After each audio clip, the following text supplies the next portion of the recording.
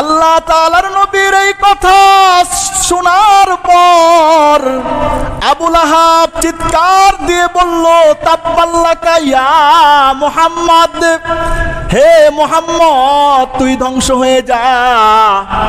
আলিহাদা জামাতানা, এই ধরনের খোশ গল্প মিথ্যা কথা বলার জন্যই কি আমাদেরকে একত্রিত করলা? আমরা ঘর বাড়ি কাজকর্ম সব ফেলে তোমার কাছে একত্রিত হইলাম। মনে হয়েছিল কোনো বিভৎস ভয়ানক কোনো অবস্থা অপেক্ষা করছে। নবী করিমকে বেইজ্জতি করলো, নবী করিমকে অপমান করলো, সাহাবায়ে কেরাম কিছু বলতে পারে না। হায় হায়, মুহাম্মদুর রাসূলুল্লাহর ধ্বংসের বদদুয়া করলো আবু লাহাবে। সাহাবারা চিন্তা করলেন, আবু লাহাব যেই রকম ভাবে নবী করিমের শানে বেয়াদবি করলো, আমরাও আবু লাহাবের জন্য রব্বুল আলামিনের কাছে বদদুয়া করি। আল্লাহ তাআলা মুমিনের হৃদয়ের অবস্থা বুঝতে পেরেছেন। আল্লাহ তাআলা মুমিনদের বদদুয়ার আগেই সূরা নাজিল করলেন, তাব্বাত ইয়াদা আবি লাহাবি ওয়া তাব্বা। না না, রাসূল ধ্বংস হবে না, আবু লাহাবের দুই হাত ধ্বংস হয়ে গেছে। নাউজুবিল্লাহ বলেন। আল্লাহ তাআলার কাছে এটা ভালো লাগে নাই। রাসূলের শানে বেয়াদবি করা, রাসূলের শানে গোস্তাকি করা, এটার স্বয়ং অ্যাকশনটা আল্লাহ তাআলাই কুদরতিভাবে আর সাজিম থেকে নিয়েছেন। পৃথিবীতে কিয়ামত পর্যন্ত নবী করিমের ইজ্জত, সম্মান, মান, মর্যাদা, মর্তবা যারা বুলণ্ডিত করবে তাদের পৃথিবীতে বেঁচে থাকার কোনো অধিকার নাই। এটার জন্য কিছুর প্রয়োজন নাই, একটা জিন্দা সাহসী মুমিনের প্রয়োজন এই জাহান্নামী কুকুরকে জাহান্নামের চৌরাস্তায় পাঠিয়ে দেওয়ার জন্য। ঠিক না ঠিক কথা বলে? আল্লাহু আকবার। কিসের অফিস আদালত, আইন আদালত? নবীর শানে বেয়াদবি করলে এর মৃত্যুদণ্ড ছাড়া আর কোনো বিচার নাই পৃথিবীতে। পৃথিবীতে কুকুর মারলে বিচার হয়, শিয়াল মারলে বিচার হয়, সুতা সাতা জিনিসের সাথে এলোমেলো হলে বিচার হয়। কত বিচার? 8 বছর, 10 বছর, 14 বছর, 15 বছর যাবজ্জীবন। রসুলের শানে এত বেয়াদবি হয় এই দেশে, হুজুররা রসুলের শানে বেইজ্জতি করনেওয়ালাদের ফাঁসি মৃত্যুদণ্ডের আইন চাইতে চাইতে শত শত আলেম শহীদ হয়ে গেছে, তারপরেও রসুলের শানে বেয়াদবি করনেওয়ালাদের কোনো আইন এই দেশে এখনো হয় নাই। ঠিক না ঠিক কথা বলে? যেখানে আইন আল্লাহ দিয়েছেন, বিধান আল্লাহ তাআলা দিয়েছেন, পৃথিবীর আইন তো এটা থোড়াই। আল্লাহ পাকের শানে উনি এটা এত অপছন্দ করলেন, আমার নবীর শানে এত বড় বেয়াদবি। সূরা লাহাব অবতীর্ণ করলেন, তাব্বাত ইয়াদা আবি লাহাবি ওয়া তাব্বা। আল্লাহু আকবার। এই দেশে 95% মুসলমানদের যুগের পর যুগ এই দাবি ছিল অন্তত রসুলের শানে বেয়াদবি করার কোনো সুযোগ নাই। 95% মুসলমানের প্রাণের দাবি আজ পর্যন্ত পূরণ হয়েছে। কিন্তু আমরা ইতিহাস উল্টান, এক এক বছরের ইতিহাস উল্টান, অতীত ইতিহাস। যখনই রসুলের বেইজ্জতি করনেওয়ালাদের বিরুদ্ধে উলামায়ে কেরাম মাঠে নেমেছে, কুকুর শুকুরের দলেরা আক্রমণ করে গুলি চালিয়ে শহীদ করে দিয়েছে। ঠিক না ঠিক কথা বলে? আল্লাহু আকবার। সেই 5 ঐতিহাসিক শাপলা চত্বরের গোটা বাংলাদেশের সমস্ত মুসলমানদের 13 দফা, 1 নম্বর দফা ছিল এটা যে রসুলের শানে বেয়াদবি করলে তার মৃত্যুদণ্ড চাই। ঠিক না বেটি কথা বলে? সব মানবতার স্বার্থে, মানুষের স্বার্থে, দেশের স্বার্থে, কল্যাণের স্বার্থে এভাবেই যোগে যোগে আশেকে নবীরা সেই আবুল আহাবদের দোসরদের হাতে শাহাদাত বরণ করে জান্নাতি হয়ে গেছে, আর আবু জাহেলের প্রেতাত্মারা জাহান্নামে চলে গেছে। ঠিক না বেঠিক কথা বলে? মুহতারাম হাজিরিন, আমি আপনাদের সমীপে পবিত্র কোরআনুল কারীমের ৩০তম পারায় অবস্থিত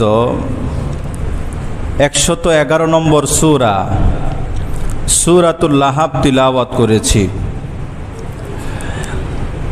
এই সূরাকে কেন্দ্র করে গুরুত্বপূর্ণ কিছু কথা বলবো এবং শুনব।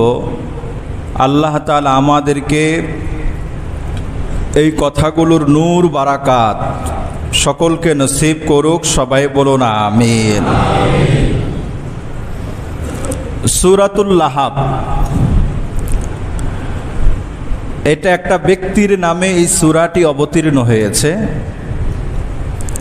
সর্বসাকুল্যে আয়াত আছে ৫টি, রুকু আছে ১টি।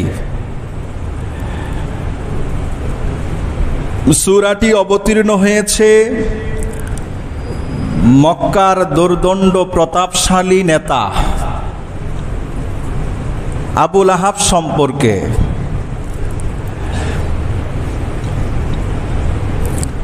এই সূরা অবতীর্ণ হওয়ার একটা প্রেক্ষাপট আছে, একটা শানুন নুজুল আছে।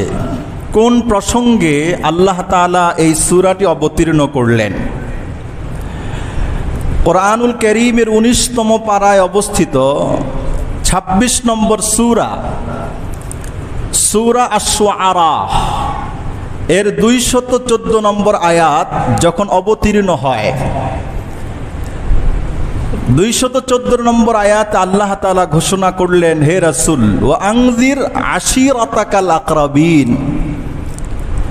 নবুয়ত পেয়ে গেলেন, রিসালাত দিয়ে দিলাম, পর্যায়ক্রমে আপনার উপর কোরআনুল কারীম অবতীর্ণ করাও শুরু করে দিলাম। প্রাথমিক কাজ, আপনি আপনার নিকট আত্মীয় যারা আছে এদেরকে আমি আল্লাহ পাকের জাহান্নামের ব্যাপারে ভয় দেখান। এক আল্লাহ ছাড়া ভিন্ন কোনো আল্লাহ, এক ইলাহ ছাড়া ভিন্ন কোনো প্রতিমার উপাসনা ইবাদত চলবে না। ইবাদত চলবে কার? সবাই বলুন কার? আল্লাহর। আয়াত অবতীর্ণ হয়ে গেল, আপনি আপনার নৈকট্যশীল আত্মীয়দেরকে আমি আল্লাহ পাকের ব্যাপারে ভীতি প্রদর্শন করুন। ওয়াকফিদ জানাহাকা লিমানিত্তাবাআকা মিনাল মুমিনিন। পরের আয়াত ২১৫ নম্বর আয়াত, হে রাসূল, আপনি আপনার মানবতার চাদর, মানবতার ঢাকনা, মানবতার ছায়া বিছিয়ে দেন যারা আপনার উপর ঈমান আনয়ন করে। এই আয়াত অবতীর্ণ হওয়ার পর নবী করিম পেরেশান হয়ে পড়লেন। আল্লাহ পাকের আয়াতের বাস্তবায়ন কিভাবে করা যায়? নবী করিম সাল্লাল্লাহু আলাইহি ওয়াসাল্লাম দৌড়িয়ে মক্কার হেরেমের পাদদেশে সাফা পাহাড়ে উঠলেন। দুইটা পাহাড় কাছাকাছি, একটার নাম হলো সাফা, আরেকটার নাম হলো মারওয়া। ইসলাম পূর্ব সময়ে সাফা পাহাড়ে ছিল মক্কার আরব কুরাইশদের বড় মূর্তি, ওর নাম ছিল আসাফ। মারওয়ার মধ্যে ছিল আরেকটা বড় মূর্তি, এটার নাম ছিল নাইলা। আরবের মানুষরা নাইলা থেকে দৌড়িয়ে আসাফে যেত, আসাফ থেকে দৌড়িয়ে নালায় আসতো। উদ্দেশ্য হলো যে এই কাজ করার দ্বারা, মূর্তির পূজা করার দ্বারা, এই মূর্তিগুলো এগুলো দেবতাদের কাছে তাদেরকে নৈকট্যশীল বানিয়ে দিবে। জোরে বলুন নাউজুবিল্লাহ মিন যালিক। অথচ আল্লাহ তাআলা সেটা ইব্রাহিম আলাইহিস সালাতু ওয়াস সালামের যেই যুগ, যে কাল ছিল, মক্কার এই ভূখণ্ড ছিল তৃণলতাহীন, গাছ গাছালি পাক পাখালি শূন্য ছিল, মরু প্রান্তর, মরু এলাকা ছিল। ইব্রাহিম আসলেন, ইসমাইল সাথে আছেন, বিবি হাজরা আলাইহিস সালাতু ওয়াস সালাম আছেন। বললেন তোমরা থাকো, আল্লাহ পাকের দ্বীনের কথা বলতে, দ্বীনের কাজ করতে গিয়ে আমাকে দূর দূরান্তের সফরে যেতে হতে পারে। হাজরা বললেন আমাদেরকে যেখানে রেখে যাচ্ছেন আমরা কি করব? আমাদের কাজ কি? গাছ নাই, লতা নাই, পাতা নাই, খাদ্যের কোনো ব্যবস্থা নাই। ইব্রাহিম সান্ত্বনা দিলেন, কারোর সাথে কেউ না থাকলে তার সাথে আছেন কে? আল্লাহ। প্রচন্ড পানির পিপাসা, ইসমাইল প্রচন্ড পিপাসার্থ, হাজেরা প্রচন্ড পিপাসার্থ নারী। পানির আশায় গেলেন তিনি দূরের পাহাড়ে, এক কাতরা মিলল না আর কোন সে আহারে। এক পাহাড় থেকে আরেক পাহাড়, সাফা থেকে মারোয়া, মারোয়া থেকে সাফা, 7 বার দৌড়াদৌড়ি করলেন, দেখি না পানি পাওয়া যায় কিনা। মানুষ চেষ্টা করে, চেষ্টার সফলতা চূড়ান্ত কামিয়াবি দেন কে? আল্লাহ। হাজরা চেষ্টা করেছেন, 7 বার দৌড়াদৌড়ি করলেন।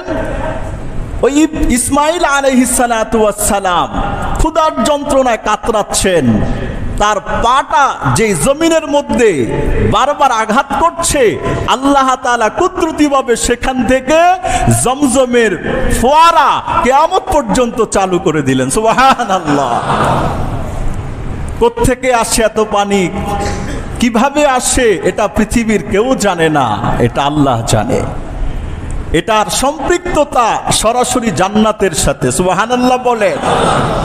পৃথিবীর সমস্ত পানির চাইতে শ্রেষ্ঠ, দামি, মুবারক, বরকতময় পানি পৃথিবীতে জমজমের পানি। আর আখিরাতে হাসরের ময়দানে সবচেয়ে দামি, মুবারক, বরকতময়, শ্রেষ্ঠ পানি হাউজে কাউসারের পানি। সুবহানাল্লাহ। নবী করিম ওই সেখান থেকেই আল্লাহ পাকের হাজরার এই কুরবানি খুব পছন্দ হলো। আল্লাহ তাআলা সেখান থেকে এই বিধান প্রতীয়মান, আবশ্যকীয় করে দিলেন যে হাজী সাহেবদের জন্য, ওমরা করনেওয়ালাদের জন্য, ওমরাকারীর ওমরা কমপ্লিট হবে না এই 2 পাহাড়ে 7 বার দৌড়াদৌড়ি না করলে। হাজী সাহেবদের হজ কমপ্লিট হবে না এই 2 পাহাড়ে 7 বার দৌড়াদৌড়ি না করলে।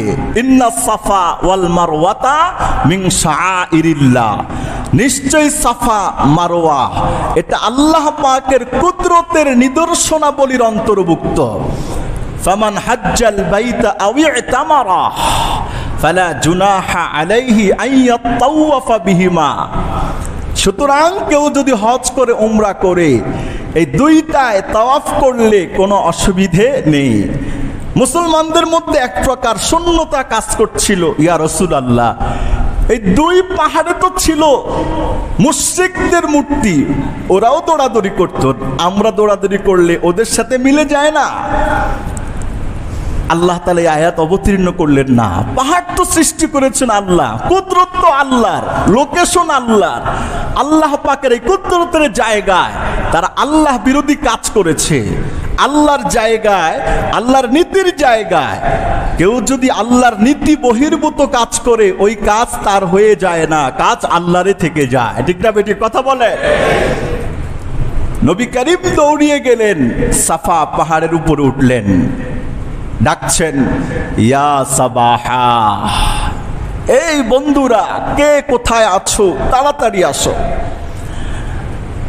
আরব দেশে একটা রীতি রেওয়াজ ছিল, কোনো ভয়ঙ্কর কোনো বিষয়, আশ্চর্যের কোনো বিষয় বা অত্যন্ত দামি গুরুত্বপূর্ণ কোনো বিষয় গোত্রের মানুষদেরকে জানানোর জন্য ওই ব্যক্তি পাহাড়ে উঠে চিৎকার করতে থাকতেন। যখন চিৎকার করতো মানুষ মনে করতো হায় হায় বিভৎস কোনো কিছু হতে চলছে, ভয়ানক কোনো কিছু সামনে অপেক্ষা করছে। দৌড়িয়ে সবাই ওই পাহাড়ের পাদদেশে গিয়ে অবস্থান করতেন, বলতেন কি হয়েছে বলেন। এটা আহলে আরবদের একটা রেওয়াজ ছিল, একটা অভ্যাস ছিল।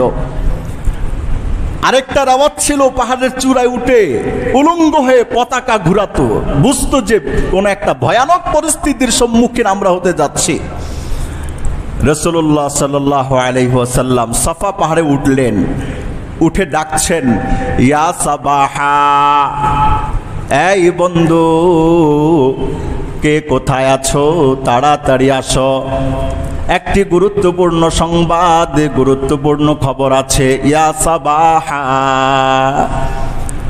আবার নাম ধরে ডাকলেন। মক্কার আশেপাশে রাসূল কারীমের নৈকট্যশীল আত্মীয় যারা, এদেরকে নাম ধরে ধরে ডাকলেন।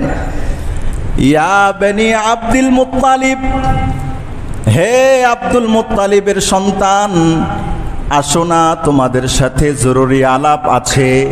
এই যে শানে নুজুল, সূরা লাহাব অবতীর্ণ হওয়ার এই শানে নুজুল বুখারী শরীফের 4971 নম্বর হাদিসের মধ্যে শানে নুজুলের অংশটা আছে। নবী করিম ডাকছেন, ইয়া বনি আব্দুল মুত্তালিব, ইয়া বনি ফিহর, হে বনি ফিহরের অধিবাসীরা আসো। ইয়া বনি লুয়াই, হে বনি লুয়াই, আসো না, তোমাদের সাথে জরুরি আলাপ আছে।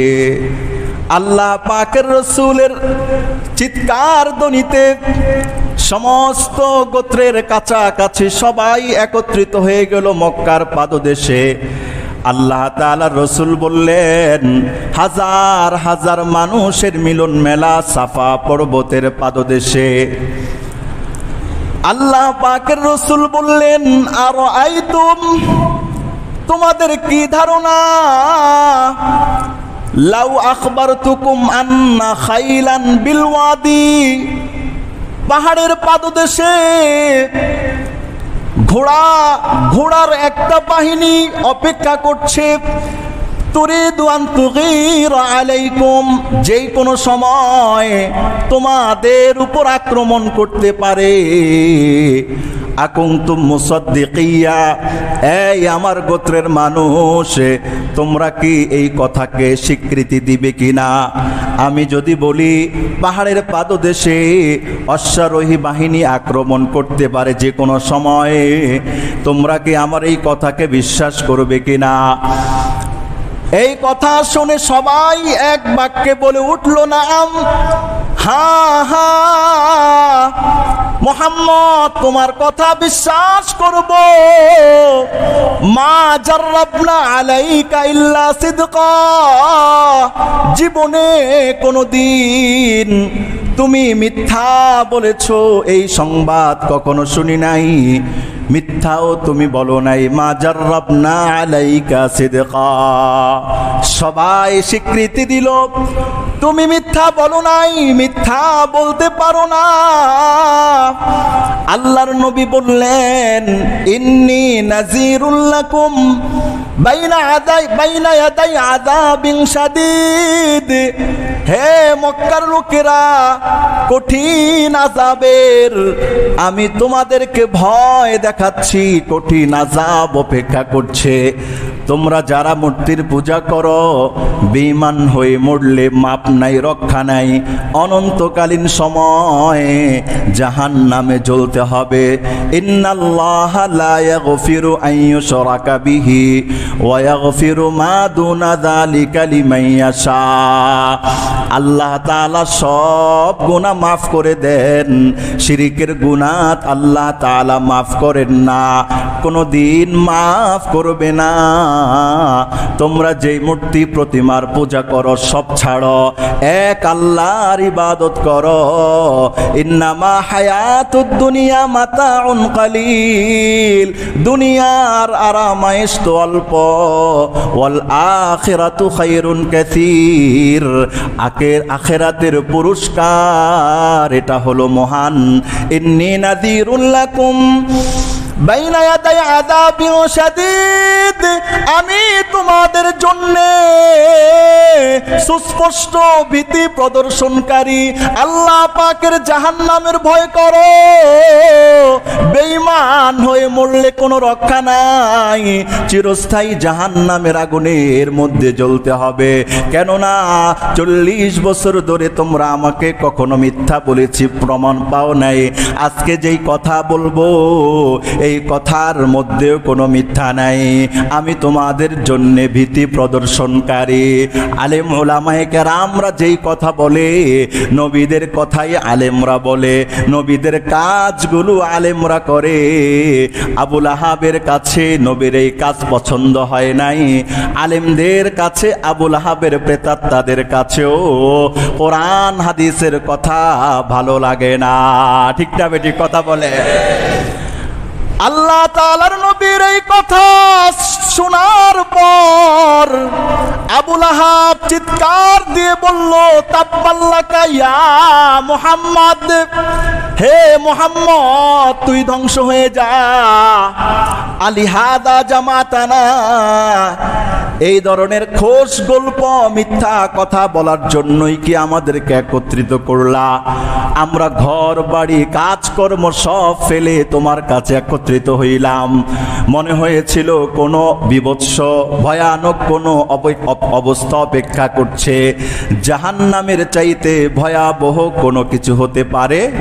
কথা বলেন, হতে পারে না। আবুল আহাব বলে উঠল, তাব্বাল্লাকা ইয়া মুহাম্মদ আলিহাদা জামাতানা।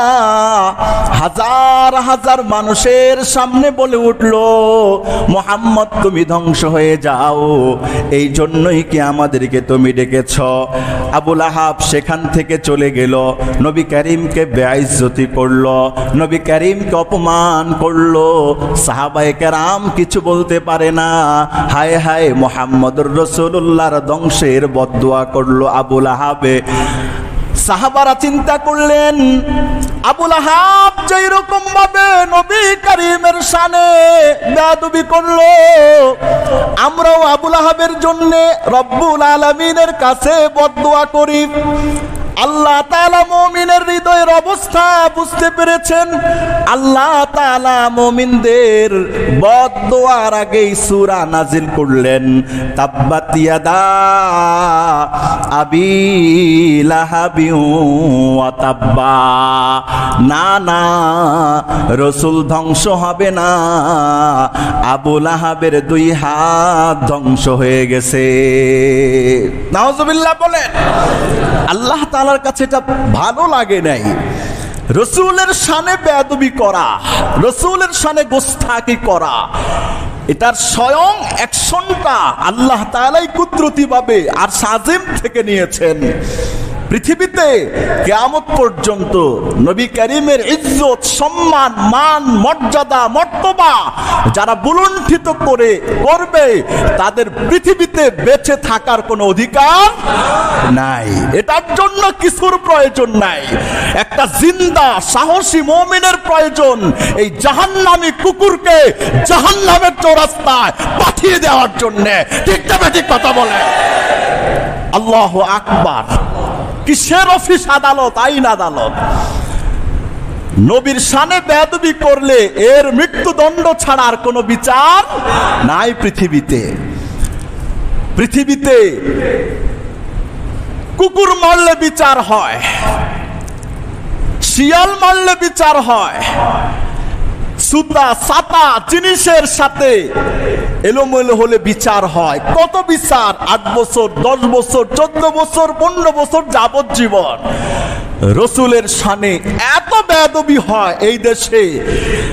হুজুররা রাসূলের শানে বেইজ্জতি করনেওয়ালাদের ফাঁসি, মৃত্যুদণ্ডের আইন চাইতে চাইতে শত শত আলেম শহীদ হয়ে গেছে, তারপরেও রাসূলের শানে বেয়াদবি করনেওয়ালাদের কোনো আইন এই দেশে এখনো হয় নাই। ঠিক না ঠিক কথা বলে? যেখানে আইন আল্লাহ দিয়েছেন, বিধান আল্লাহ তাআলা দিয়েছেন, পৃথিবীর আইন তো এটা থোড়াই।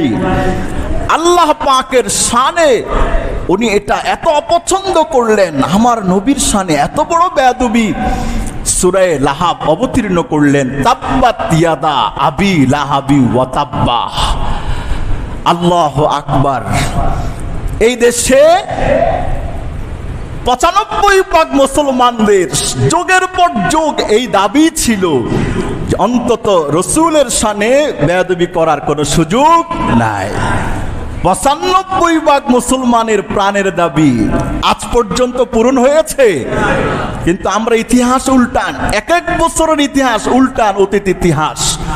যখনই রসুলের বেইজ্জতি করনেওয়ালাদের বিরুদ্ধে উলামায়ে কেরাম মাঠে নেমেছে, কুকুর শুকুরের দলেরা আক্রমণ করে গুলি চালিয়ে শহীদ করে দিয়েছে। ঠিক না ঠিক কথা বলে? আল্লাহু আকবার। সেই 5 মের ঐতিহাসিক শাপলা চত্বরের গোটা বাংলাদেশের সমস্ত মুসলমানদের 13 দফা, 1 নম্বর দফা ছিল এটা যে রসুলের শানে বেয়াদবি করলে তার মৃত্যুদণ্ড চাই। ঠিক না বেটি কথা বলে? সব মানবতার স্বার্থে, মানুষের স্বার্থে, দেশের স্বার্থে, কল্যাণের স্বার্থে এভাবেই যোগে যোগে আশেকে নবীরা সেই আবুল আহাবদের দোসরদের হাতে শাহাদাত বরণ করে জান্নাতি হয়ে গেছে, আর আবু জাহেলের প্রেতাত্মারা জাহান্নামে চলে গেছে। ঠিক না বেটি কথা বলে? তাব্বাত ধ্বংস হয়ে গেছে। আল্লাহ তাআলা আয়াত অবতীর্ণ করলেন যখন, তখন আবুল আহাব জীবিত ছিল। একজন মানুষ যখন ধ্বংস হয়ে যায় এর অর্থ কি? সে ধ্বংস হয়ে গেছে, এখন সে দুনিয়াতে নেই। আবুল আহাব আছে, এখনো জীবিত। আল্লাহ তাআলা বললেন তাব্বাত ইয়াদা আবি লাহাবি ওয়া তাব্বা, আবুল আহাবের 2 হস্ত ধ্বংস হয়ে গেছে।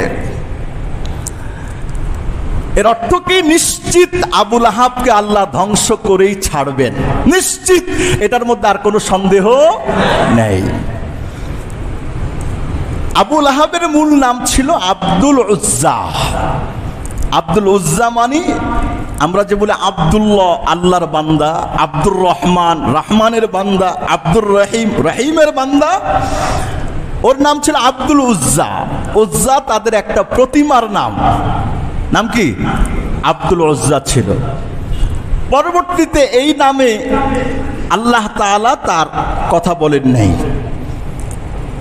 সে গৌরবর্ণের ছিল, চেহারাটা দবদবে টকটকে সাদা ছিল, সুদর্শন চমৎকার ছিল। যেই নামে এই সূরা অবতীর্ণ হয়েছে ওটার সাথে তার অবস্থার মিল ছিল। আগুন যেই রকম মানুষকে জ্বালিয়ে পুড়িয়ে ভস্ম ছারখার করে দেয়, ঠিক মুহাম্মদুর রাসূলুল্লাহর মিশনকে ধ্বংস করে দেওয়ার জন্য আগুনের মতো শত্রুতা পোষণ করত কে? আবুল আহাব। এই জন্যে আল্লাহ তাআলা এর নাম দিয়েছে আবুল আহাব। 2 হাত ধ্বংস হয়ে যাক। 2 হাতের অর্থ কি? মুফাসসিরিনে কেরাম বর্ণনা করেছেন 2 হাতটা একটা রূপক অর্থে। বলে না ভাই অমুকের হাত অনেক শক্তিশালী, ওনার কাছে যান, গেলে আপনার এই মামলার কিছু হইতে পারে, বলে কিনা?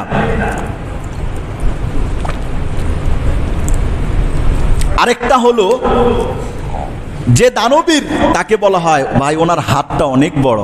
এর অর্থ কি? ওনার হাতটা কি এই 2টা হাত কি 3 তলা সমপরিমাণের না? কি কেন বুঝায়? কেউ যদি মানুষকে বেশি দান করে বলে ওনার হাতটা অনেক বড়। কারো হাতে যদি প্রভাব পাওয়ার থাকে, ভাই ওনার হাতটা অনেক শক্তিশালী, ওনার কাছে যান, কিছু কাজ হবে। কথা বুঝেন না মনে হয়? আরেকটা হলো হাতের কথা বলেছে কেন? একটু পরে আছে মা আগনা আনহু মালুহু ওয়া মা কাসাব। এই সূরা অবতীর্ণ যখন হয়েছে, আব্দুল্লাহ ইবনে আব্বাস বর্ণনা করেছেন যে আবুল আহাব যখন রসুলের শানে বেয়াদবি করলো এবং রসুল সাল্লাল্লাহু আলাইহি ওয়াসাল্লাম এক এক সময় এক এক রকম ভয় ভীতি প্রদর্শন করে থাকে, তখন আবুল আহাব বলতো যে মুহাম্মদের আল্লাহর যত আযাব গজব আসুক না কেন, আমার সন্তান ছেলে আমাদের পাওয়ার ক্ষমতা দিয়া সব কিছুকে আমরা প্রতিহত প্রতিবাদ করব। নাউজুবিল্লাহ বলেন না? সর্বময় ক্ষমতা কার? আল্লাহ তাআলা 2 শ্রেণীর মানুষকে পৃথিবীর নিকৃষ্ট মানুষ বলেছেন, এবং এই 2 শ্রেণীর মানুষ পৃথিবীতেও লাঞ্ছিত, আখিরাতেও লাঞ্ছিত। 1 নম্বর জালেম যারা, 2 নম্বর অহংকারী যারা। জালেমের জুলুম বাড়তে থাকে অহংকারের কারণে। ঠিক না বেটি কথা বলেন? জালেমের জুলুম বাড়ে অহংকার, আমার টাকা আছে, আমার পয়সা আছে, আমার এটা আছে, কে পারবে আমার সাথে, কার বাহাদুরি আছে, ऐसा करेंगा तैसा करेंगा सब कुछ करेंगा कुछ भी नहीं करेंगा सब करेंगा রব্বুল আলামিন। ঠিক না বেটি কথা বলেন? এটা করব সেটা করব না। অহংকারীদেরকে আল্লাহ তাআলা ভালোবাসেন না। অহংকারের কারণে জুলুমের প্রবণতা বেড়ে যায়। আবু লাহাব এই সূরা অবতীর্ণ করার অর্থ কি? যে আল্লাহ তাআলা একটা গল্প শুনাইলেন আমাকে আপনাকে, নাকি? কোরআনুল কারীম কি গল্পের কিতাব? না, কোরআনুল কারীমের প্রত্যেকটা হরফ শব্দ কিয়ামত পর্যন্ত উপদেশ, শিক্ষা, ইবরত হাসিল করার জন্যে। সেই যুগের আবু লাহাব চলে গেছে, এই যুগে কি আবু লাহাব নাই? ওই আবু লাহাবরা যা করত এই কাজ করনেওয়ালাও আবু লাহাব এই পৃথিবীতে অভাব নাই, আমাদের দেশে অভাব নাই। ওই আবু লাহাব যেমন ধ্বংস হয়েছে, এই আবু লাহাবরাও সেইভাবে ধ্বংস হবে। ঠিক না বেটি কথা বলেন? আল্লাহু আকবার। তাব্বাত ইয়াদা আবি লাহাবি ওয়া তাব্বা, সে নিজেও ধ্বংস হয়ে গেছে। যখন বলেছে আমার ক্ষমতা, আমার ছেলে মেয়ে সব কিছু দিয়ে, টাকা পয়সা দিয়ে আমি আত্মরক্ষা করব, আল্লাহ তাআলা বলেছেন মা আগনা আনহু মালুহু ওয়া মা কাসাবে। আবু লাহাবের সম্পদ তার বিন্দু পরিমাণ উপকার হাসিল করতে পারে নাই, উপকার করে নাই। মা আগনা, উপকার করে নাই, আনহু মালুহু, আবু লাহাবের সম্পদ। যারে আল্লাহ ধ্বংস করবে সম্পদ দিয়ে সে আত্মরক্ষা করতে পারে না। ঠিক না বেঠিক কথা বলেন? এটা তো পৃথিবীর ইতিহাস, পৃথিবীর ঐতিহ্য, এটাই পৃথিবীর রাজ সাক্ষী। যার ধ্বংস অনিবার্য, গোটা বিশ্ব তার সাথে থাকলেও তাকে কেউ বাঁচাতে পারে না। রাসূলের জামানায় ছিল কিসরা, কাইসার, পারস্য, রোম সাম্রাজ্য, গোটা পৃথিবীকে ওরা শাসন করত। আল্লাহ পাকের রাসূলের বদদোয়ায় সব খান খান হয়ে গেছে। হালাকা কিসরা ফালা কিসরা বাদা, কাইসারও শেষ, পারস্যও শেষ। এই রাজত্বের কোনো নাম নিশানও আজ পৃথিবীতে নাই। ঠিক না বেটি কথা বলেন? আবু লাহাব ওই মুহূর্তে পাথর নিয়েছিল, পাথর নিয়ে রাসূলকে মারার জন্য উদ্যত হয়েছিল। আচ্ছা, রাসূল যেটা বললেন এটা কি আবু লাহাবের খারাপের জন্য না ভালোর জন্য? কি জন্য? ভাই, চাচা আসেন, জান্নাতের পথে আসেন, আপনি জান্নাতি হয়ে যান। আর আবু লাহাব বলে তোমার এই কথা শুনতে রাজি নই। পাথর নিয়ে রাসূল কারীমকে মারার জন্য সে প্রস্তুতি নিয়েছে। নাউজুবিল্লাহি মিন যালিক বলেন না। আবু জাহেল, ইসলামের আরো অনেক দুশমন, ওদের ব্যাপারে কিন্তু কোনো সূরা নাই, কথা আসছে সূরা নাই। কিন্তু আবু লাহাব সরাসরি রাসূলের নামে মিথ্যা যত অপবাদ হইতে পারে সব কিছু হেঁটে হেঁটে মানুষের কাছে প্রচার করত। মা আগনা আনহু মালুহু ওয়া মা কাসাবে, তার সম্পদ তার উপকারে আসে নাই। ওয়া মা কাসাব, সে যা উপার্জন করেছে তাও তার উপকারে আসে নাই। ওমা কাসাব মানে, কাসাবের এক অর্থ হলো তার সন্তান। হযরত আয়েশা সিদ্দিকা রাদিয়াল্লাহু তাআলা আনহা বলেছেন, তাফসীরে কুরতুবীর মধ্যে এটা এসেছে, ইন্না আতিয়াবা মা ইয়াকুলুর রাজুল মিন কাসবি, মানুষ যেটা খায় সবচেয়ে উত্তম হালাল, আল্লাহর কাছে সবচেয়ে পছন্দের, যেটা সৎভাবে কামাই করে যেটা খায় এটা হলো সবচেয়ে ভালো। আর অসৎভাবে কামাই করে যেটা খাওয়া হয় পৃথিবীর সবচেয়ে নিকৃষ্ট খাবার এটা। ঠিক না বেটি কথা বলেন? ওয়া ইন্না ওয়ালাদাহু মিন কাসবিহি, একজন মানুষের যত সম্পদ তার মধ্যে সর্বশ্রেষ্ঠ সম্পদের হইল তার সন্তান। সুবহানাল্লাহ বলেন। আবু লাহাবের দুইটা সন্তান ছিল, সন্তানরাও শেষ সময়ে তার কোনো উপকার করে নাই, স্ত্রীও শেষ সময়ে তার কোনো উপকার করে নাই। আল্লাহ তাআলা এই সূরা অবতীর্ণ করার পর আবুল আহাবের মধ্যে একটা ভয় ভীতি অস্থিরতাই সবসময় তাকে তাড়া করত, পীড়া দিত।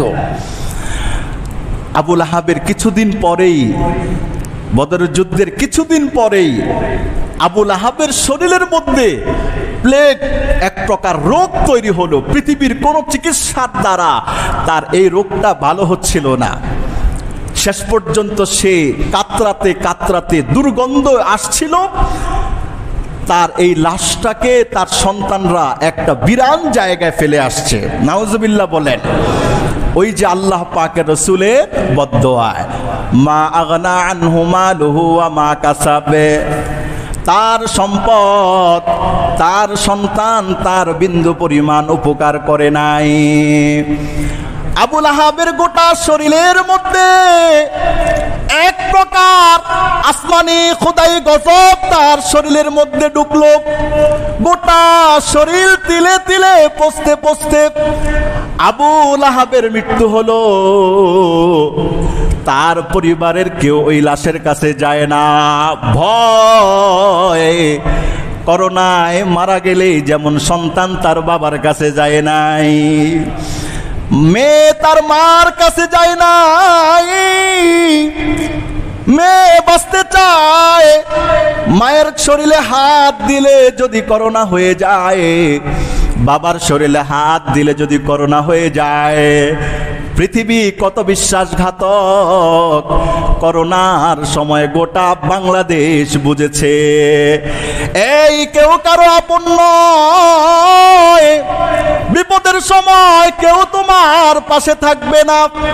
তোমার আপন একমাত্র আল্লাহ, তোমার আপন হলো মুহাম্মাদুর রাসূলুল্লাহ সাল্লাল্লাহু আলাইহি ওয়াসাল্লাম। করোনার সময় হাজার হাজার লাশ আলেম উলামা, বিভিন্ন ইসলামী সংগঠন ওয়ালারাই মৃত্যুর ঝুঁকি নিয়েও লাশগুলোকে ফেলে দেয় নাই, তারা গোসল দিয়ে লাশগুলোকে দাফন করেছে। সুবহানাল্লাহ বলেন। কে আপন? এরকম শত শত হাজার হাজার পাওয়া যাবে। ছেলে মেয়ে বাপ মা মরার পরে কাছে যায় নাই, দেখতেও যায় নাই, দৌড়বে তো দূরের কথা, দৌড়বে তো দূরের কথা, বাসার থেকে নামেও নাই এই ভয়, কাছাকাছি গেলে যদি করোনা আক্রান্ত করে। এইরকম এক বিভৎস ইতিহাসের সাক্ষী গোটা পৃথিবী হয়েছে। ঠিক না বেটি কথা বলেন? আবুল আহাবেরও এই মৃত্যু হয়েছে, কেউ কাছে যায় নাই ভয়ে। দূর জায়গায় তাকে ফেলে আসা হয়েছে, সেখান থেকেও দুর্গন্ধ।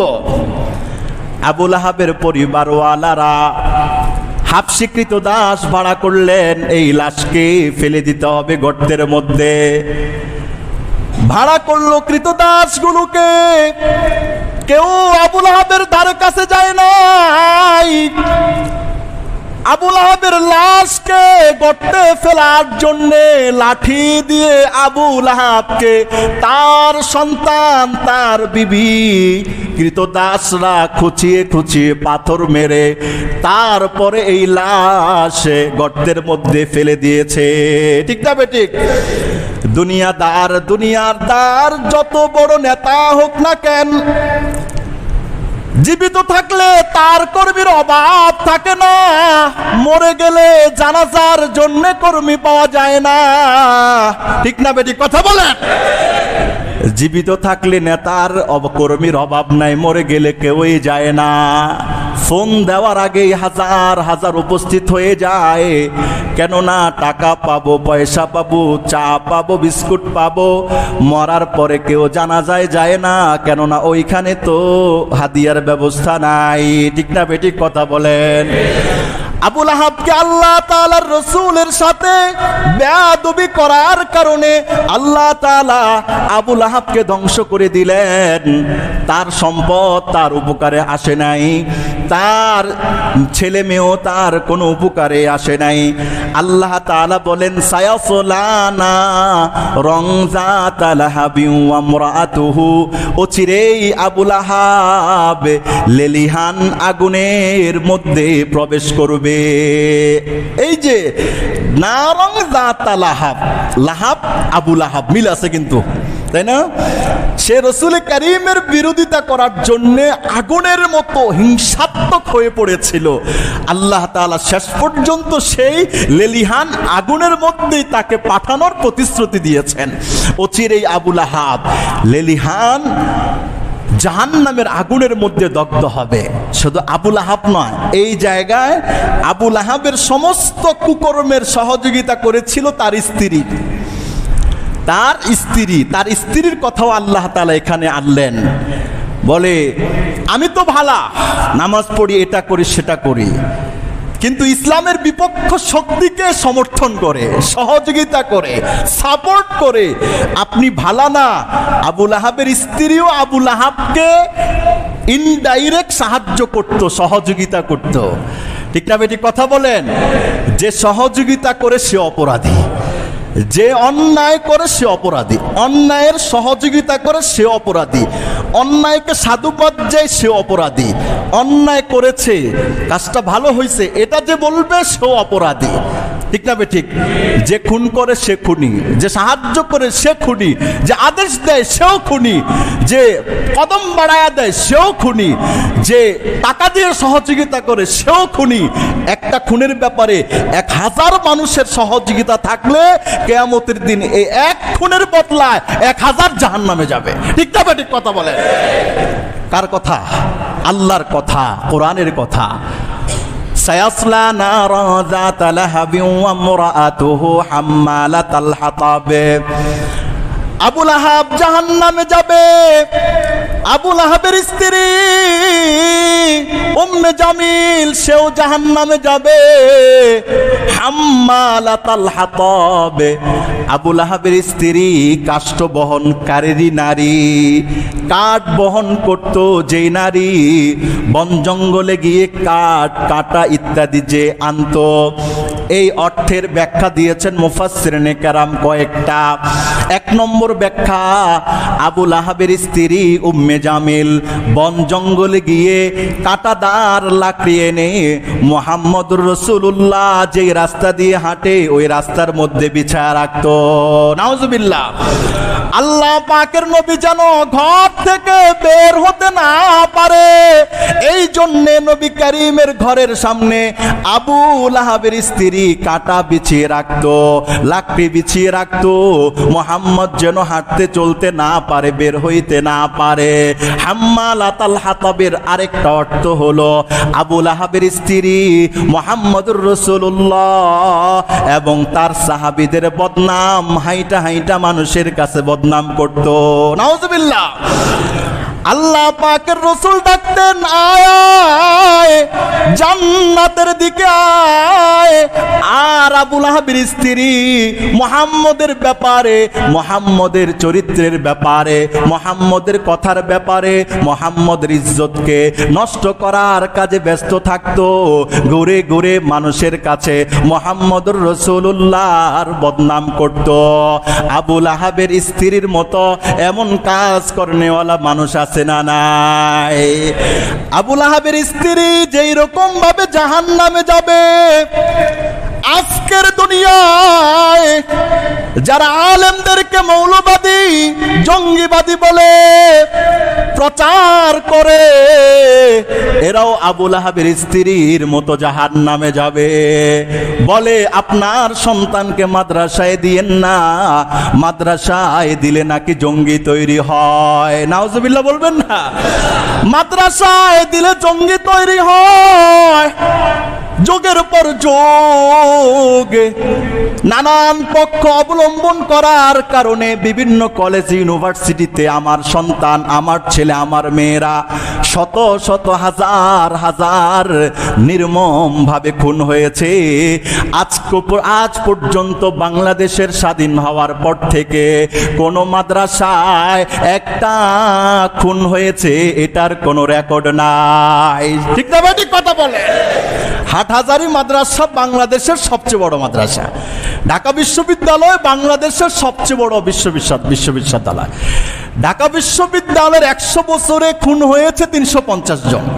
হাটহাজারী মাদ্রাসার 125 বছর একটাও খুন হয়নি। আর ওরা গোটা বিশ্বে প্রচার করে মাদ্রাসা নাকি জঙ্গির আস্তানা। আচ্ছা, এটা কি আবুল আহাবের স্ত্রীর মতো না? অপপ্রচার যারা করে, হাম্মালাতাল হাতাবে ফি জিদিহা হাবলুম মিন মাসাদ। আল্লাহ তাআলা বললেন আবুল আহাবের স্ত্রী জাহান্নামের মধ্যে আগুনের শিকল দিয়ে তার গলায় বেড়ি পরিয়ে তাকে টানবে ফেরেশতারা। আবুল আহাবের স্ত্রী বলেছে কি? বলে আমার গলায় একটা স্বর্ণের হার, প্রয়োজনে মুহাম্মদের বিরোধিতা করার জন্য এই স্বর্ণের হারটাও বিক্রি করে দিব। নাউজুবিল্লাহ বলেন। মুহাম্মদের বিরোধিতার জন্য স্বর্ণের হার, দামি হার ছিল, এটাও নাকি বিক্রি করে দিবে, তারপরেও মুহাম্মদের বিরোধিতা করে ছাড়বে। এখন তো আর মুহাম্মদুর রাসূলুল্লাহ নাই, কিন্তু মুহাম্মদুর রাসূলুল্লাহর সে দাঁত ভাঙ্গা, রক্ত জড়ানো, ক্ষুধার যাতনায় কষ্টে কষ্টে প্রচারিত দিন ওলামায়ে কেরাম যখন প্রচার করে, বলে ওলামায়ে কেরামের যারা বিরোধিতা করে এরাই হলো সূরা আবুল আহাবের মেজদাক। ঠিক না? ঠিক কথা বলে।